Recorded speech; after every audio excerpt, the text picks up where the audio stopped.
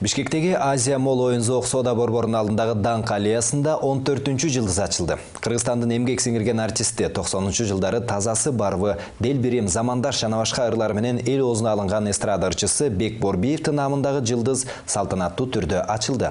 Иш-чарага Азия Мол соода комплексинин кызматкерлери Бек Борбиев жана анын көрмандары катышты.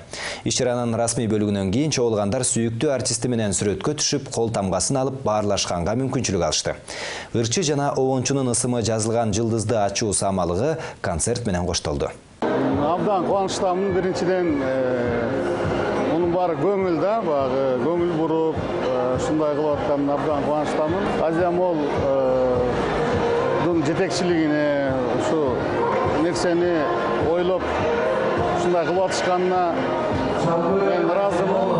2020-жылы Кудай ден соолук берсе, бардыгы жакшы болсо, бир ыр жыйнактай болот.